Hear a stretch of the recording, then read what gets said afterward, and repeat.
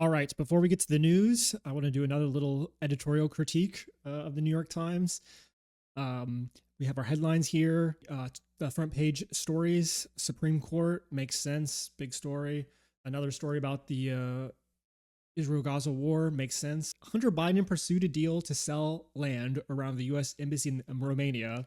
I need somebody to explain why this is one of the three most or four most important stories of the day. I fail to understand how some business deal that the former president's son was involved in, that is obviously, yes, of course, he's probably has something to do with his dad, as if this is not constantly happening with this isn't widespread. Using your parents' name to get favors, or using political connections to get favors. This is endemic. And it feels like focusing on this one particular instance, again, when like Trump's kids are making hand over fist right now on Bitcoin and whatnot, it just feels like this again, like what I was talking about yesterday, this kind of like false equivalency, this like, we're going to go after both sides, and that way we can't be accused of bias, and we also don't have to do any actual legitimate intellectual work at like really picking a side. And I think it's even more offensive because there are real stories to talk about. This is a story reported a couple days ago about the FBI spying on Republican senators. Not really spying. I mean, like they had access to their phone records and were looking at them as part of the January 6th probe. And although it wasn't directly Democrats, obviously this is the FBI. It was done under the direction of Jack Smith, who is a special counsel who's appointed by the president. So there's you can be critical of the Democrats here. I think that there's reasonable criticisms to be made, and I think that people need to know this. I think this is like a legitimately important story. Why this? This is not important. Who cares? This is constantly going on. If you want to do something about this, we need to talk about like a reform of the entire political system. Obviously, that's not what this is calling for, or what the New York Times would never call for, because it would be getting rid of their political importance. So it just feels like it's just it's just trying to go with this fair and balanced nonsense. And I'm not having it. Okay. So, okay. That's rant over. Oh, by the way, they did write about it. It's not like they didn't, yeah. Republican senators denounced Jack Smith over January 6th probe. So they, credit that they did report on it, but I just think that it's not even in today's paper. It's like, you can search the entire thing. It's not there. So it obviously wasn't even important enough to make the paper, but this makes the front page. Make it make sense. I don't know. Moving to the news, the Supreme Court is hearing a free speech challenge to ban on conversion therapy. And it seems like they're probably going to allow the removal. They're probably going to let the ban be removed. So Kelly Childs, the therapist, this is the person who's brought the lawsuit, says so she's arguing based on her free speech rights to kind of engage in this practice. And now, honestly, I do think that this is like a difficult question. I mean, like, I should say that like conversion therapy is obviously like, and I'm sure they'll talk about this in the article, like there's no evidence, that conversion therapy has any sort of effectiveness. There's no kind of clinical aspect to it. And even if it was, I think it would be dubious as to the morality, obviously, of doing something like that. The problem is, it's like defining exactly what it is. I mean, what where the line is for me as far as like what I mean. If you're explicitly calling it conversion therapy, I think that's pretty clear. But I mean, we brainwash kids all the time in different camps and stuff, and I don't know if what, and I guess I'm kind of like up in the air on like where the line is as far as like would you not call like those like Christian camps? They are literally conversion camps. They may not be for, being gay, but they are there to like indoctrinate kids. Like, should those be banned? I think it's tough to say. I mean, personally, I think that they should. I think it's, indoctrinating kids into any sort of system is wrong. I think you should teach kids to think for themselves. But if we're talking legality here, and certainly when it comes to precedent, I mean, I kind of go back and forth. Or at least I don't go back. I think that there's like a legitimate concern, but obviously it's not really about the free speech. And what happens to these kids is not just, they don't just speak to them. They punish them. They humiliate them. With the consent of the parents, they abuse them, basically, mentally, psychologically. Sometimes, I mean, like there's obviously evidence of physically, and obviously, that's illegal separately. Physical abuse is illegal, but I think it's very hard when it comes to the more emotional, psychological abuse, especially when the parents have consented to it. It's very hard, I think, to rule in those cases, and that's why on the whole, I think I'd probably support banning conversion therapy, especially if it's explicit, because it is essentially just child abuse, and I don't think you have the right to speech if your speech is abusing children, even if their parents consent to it.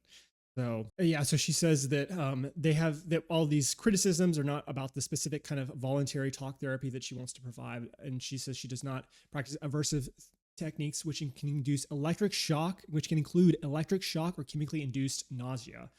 Okay, so again, like I'm not exaggerating when it comes to, it's like they torture kids at these conversion camps, and so I think reasonably that's what, when people banned conversion therapy, that's what they were banning. And again, like this talk therapy stuff, it depends on how it's done. I mean, like, I think it's wrong regardless, but I can see it being done in a way where it's like, okay, well, it's not really that different than like sending your kid to a priest and to be evangelized to and get converted. But I think that the more and more pressure you put on them, I mean, certainly you can say things to kids, kids are very vulnerable, especially young kids, and you can say horrible stuff to them.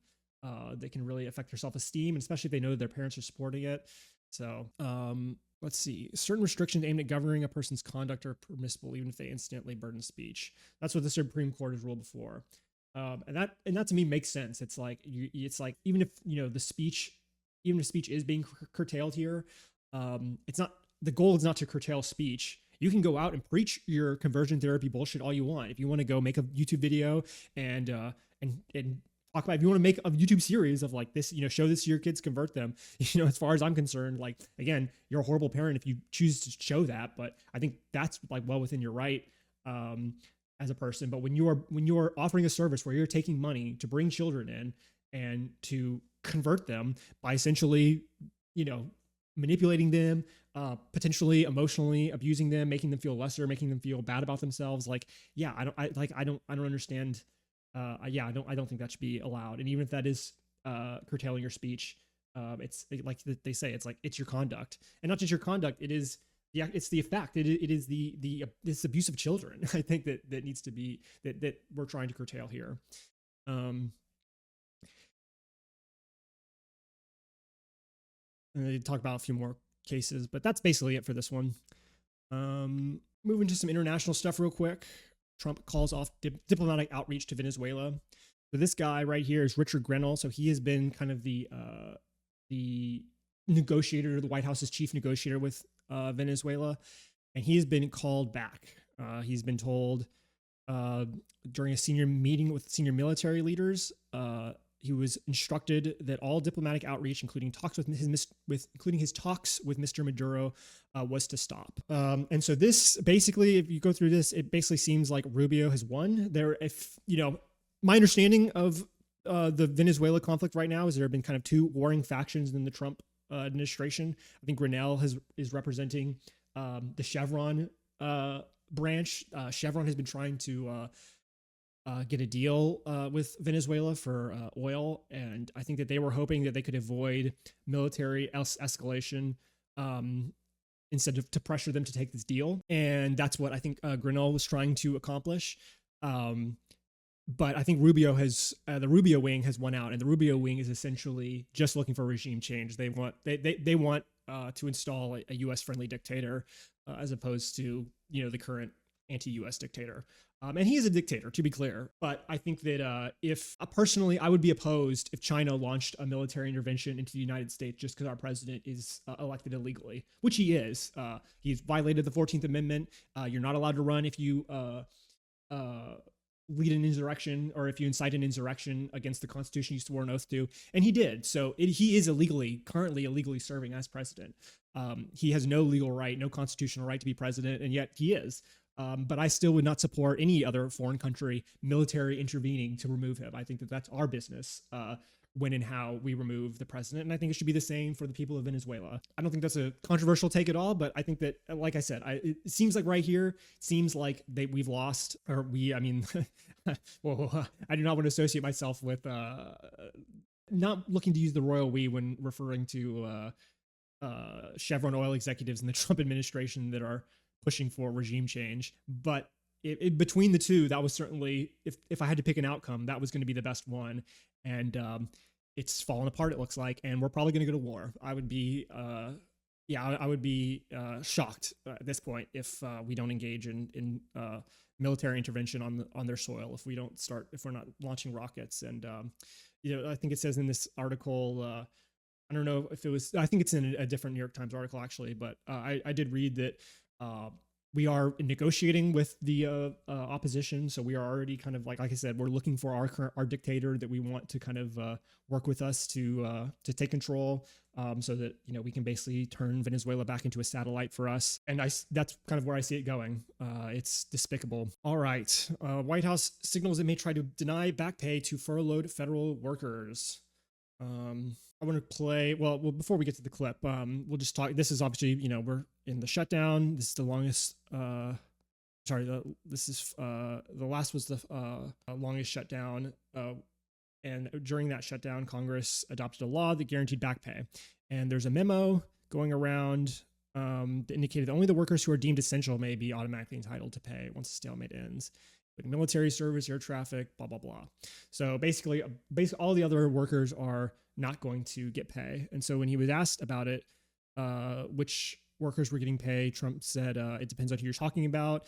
And some people that really don't deserve to be taken care of, will take care of them in a different way. So he's just bragging about firing these people, saying, oh, I'm following the law. What the law says is correct, even though he's obviously not following the law. But I think that this clip, which I heard on Democracy Now!, I think this really gets to it. But because of the shutdown, which I think they made a big mistake, we're able to take out billions and billions of dollars of waste, fraud, and abuse. And they've handed it, on a silver platter. And Russell Vogt, he's a serious person, very serious person, and he's sitting there and he's getting ready to cut things. And this is something that was handed to us by, I assume, Schumer. I just don't. So, I mean, it's crazy how he's able to simultaneously call it like the Democrats shutdowns. Oh, they gave it to us. When he's literally just admitting like, this is what we wanted. Russell Vogt, who's the head of he was the guy who was headed the Project 2025. So he's one of the principal architects of kind of this whole fascist takeover of the government. He's literally bragging about just getting excited about all the stuff he can cut, all the money he doesn't have to give out. Which, remember, that is part of the conflict that we're having. Part of the problem is that Congress, which has the power of the purse, they have allocated certain money to certain departments for different government projects, and under the instruction of Russell Vought and Trump, these bureaucracies are just refusing to spend money. They're refusing to do what Congress has told them to do. And that's unconstitutional. You're not allowed to just not spend the money that Congress has told you to use on certain programs. But that's where we are. And that's where the government shutdown is. I'm sure you've heard air traffic controllers are calling in sick because they're not getting paid. And so there's shutdowns all over the airport. It's shameful. But that's the shutdown as far as today. This I thought was an interesting article in the Journal, talking just the framing, all the framing around China right now. And this is mainstream. This is alternative media. This is, obviously I'm using mainstream sources because they've got more substance, but it's very hard to find alternative media sources that are not, saber rattling about war with China. And this is just another installment of that. So a Chinese blockade would quickly deplete resources on an island that depends on imported fuel. So that's the whole framing of the article. When really all the substance of the article is basically that we're working to import natural gas. We're trying to find a way to get natural gas into Taiwan and to increase their supply because of the potential of a blockade or the potential for a blockade or a reduction in energy costs, because obviously energy is super important to the US, that Taiwan has energy because we want them to keep on making our chips, which is, the only reason we care at all this much about Taiwan, and to stick it to the Chinese. But I think that this is all kind of centered around this idea, this US assessment that Chinese leader Xi Jinping wants his military to be ready to seize Taiwan by force in 2027. And even though there is no evidence of that, we don't have evidence of that. All the evidence points to is China reacting to our movements to bring Taiwan closer to us, which we've agreed. We signed an agreement that we would not do. That we have a obligation to recognize China as as to recognize Taiwan as part of China. And the U.S. is repeatedly, flagrantly, kind of taken actions to denigrate that, to spit in the Chinese face. And because China reacts, as China reacts, we use it as a pretext for war, which is, a tale as old as time, right? But the thing I thought was interesting about this one was this Senator Pete Ricketts, who has co-sponsored this legislation. And again, I don't really have a problem with the legislation itself. I mean, it is a little bit provocative, but it's getting energy to. It's just finding basically looking for another route into delivering natural gas to China, not the or to Taiwan. Not exactly like the most aggressive action you could be taking. We were certainly doing far more aggressive things. But I think it's interesting here. It says that the Pete Ricketts, who co-sponsored it with Chris Coons, a Democrat, said that he decided on it after participating in a war game that showed Taiwan running out of natural gas within 11 days in a blockade. It really highlighted how this could be the Achilles heel of Taiwan, Ricketts said, which was run by the Washington-based Foundation for Defense of Democracies and the Taipei-based Research Institute for Democracy, Society, and Emerging Technology. So these like lobbying groups, this is like a neocon. This is literally just a war lobbying group. Like you can look it up. There's not a war that they don't want the U.S. to enter. They're really focused on Iran, but China too. I mean, they just want us just constantly to be at war. They wanted us to bomb Syria. They're just a neocon. They're just a neocon group. And then the Taipei-based Research Institute. It's like, well, is it any wonder that this is I don't think that this is cynical. I really do believe that all of our government officials, Republicans and Democrats, actually think that China is getting ready to attack Taiwan, to steal off their chips, to prevent them from coming to the United States in an attempt to cripple us. And I don't know, like maybe even potentially like launch an invasion of the West. I have no idea how crazy these people are. But it's not, it's pretty powerful propaganda coming out right now.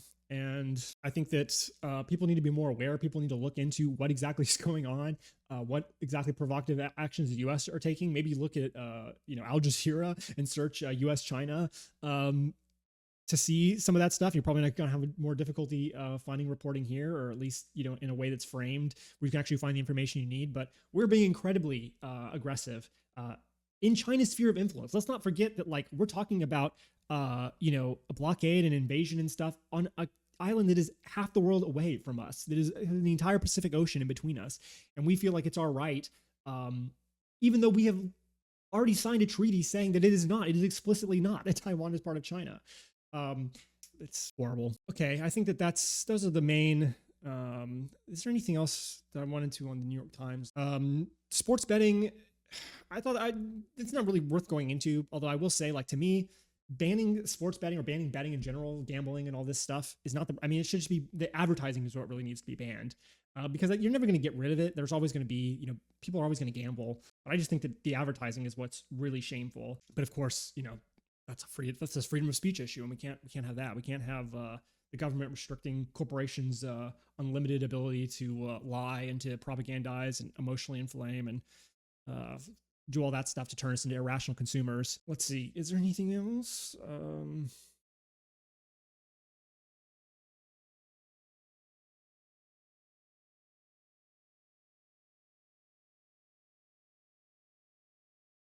There is more stuff. I think there was one on this is kind of interesting. I was kind of reading more about this, the clash between the Syrian government and the Kurdish groups, and and that it's, that those are the Kurdish, the Syrian defense, whatever. I don't, like I said, not an expert, but whatever the Kurdish group was, that's the group that the U.S. has been kind of supporting. And I guess that this rebel group, even though it did come out of the same kind of U.S.-backed, U.S.-funded, Islamic nationalist revival that was trying to topple Assad. There's these groups are now they're trying to negotiate, but there are still, I guess, kind of this from what I read from the story, this is kind of the headline makes it seem a lot worse than it is. There are still, like it says, deadly clashes erupt. It's more like there is still ongoing violence. It has not stopped. While they are still trying to negotiate. But if you compare it to the violence between Israel and Gaza while they're trying to negotiate, I think it seems like pretty small peanuts in comparison. So it's really not. The story is not, as big of a deal as the headline makes it out to be. But like I said, I don't really know a lot about the backstory of that issue. I mean, there's obviously more stuff, but I think we're just going to move on to real quick from Democracy Now, because I think that they do some of the best Gaza reporting. 8 Palestinians killed in the past 24 hours. Ben Gvir, the national security minister, went to Al-Aqsa Mosque, which was condemned by Hamas as deliberately provocative. If anyone doesn't know, my understanding is, so the Al-Aqsa Mosque is the site of the temple, the Second Temple, the Temple of Jerusalem, and a big part of the contention of the war is obviously this is like a super important site to the Islamists and the Jews and into their faiths. And there's been a lot. I mean, like there's a big push to basically bulldoze the Al-Aqsa Mosque and turn it into the Third Temple. They've been pushing for that since 1948. And so, yes, this is obviously super provocative that, 2 years after the national security minister is basically gloating about his victory over Hamas at one of their holiest sites. Pretty disgusting. And then also we got Witkoff and Jared Kushner. The Dream Team is joining the Gaza ceasefire talks. I mean, I don't honestly, between them and Tony Blair, I don't know if there's, it just seems like a total mess. And then another flotilla was intercepted. So that's the Gaza stories. This was pretty interesting. The rest of these are also from Democracy Now. I just looked for sources that were a little bit more in depth. This was, so ICE wants to build up 24/7 social media surveillance. So as opposed to the NSA working directly with these companies, right? This is not quite that, but it's not quite that they're just scanning Facebook, TikTok, and Instagram. They're also using technologies built to them by Palantir, as it says later in this article, commercial databases that have access to property records, phone bills, utilities, vehicle registrations, and they're essentially hiring dedicated people to spend their entire working lives scouring all of this information just to find immigrants. Not people who are, explicitly not, we're not looking for evidence of not paying taxes or looking through evidence of like crime or stuff like that. It's literally, we're just spending, millions of dollars just to find people that may be here illegally, haven't done anything to really arouse suspicion, and we're just going to deport them. Really good fiscal responsibility from the Republicans, as always, really consistently demonstrating how much they care about, fiscal responsibility and small government, having a federal law enforcement agency that is hiring people that their sole job is just to scour our social media using databases from literally one of the largest military contractors, Palantir, and using their surveillance to go after regular Americans and see if they are citizens or not.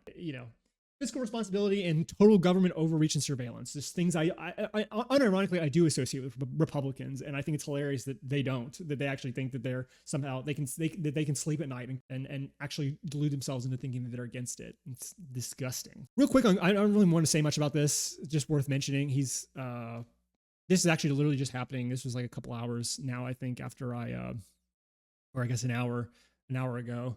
But yeah, he pleads not guilty. He's in trial right now. Obviously, the government is going after not just him. They're probably going to go after Adam Schiff and John Brennan and a few other people. Yeah, not good. It's hard to have a sympathy for Comey because he did this. I mean, there's something poetic about him. Swinging, but I would like argue probably did swing the election. It was a pretty close race, and in 2016. In those counties. And I think that there's at least an argument to be made that he swung the election and got Trump into office in the first place.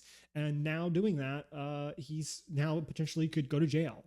So it's not good. It's still an overreach, but it's much harder to feel sympathy. I have to admit. Now, this story is interesting. Trump administration considers sale of federal student loan debt.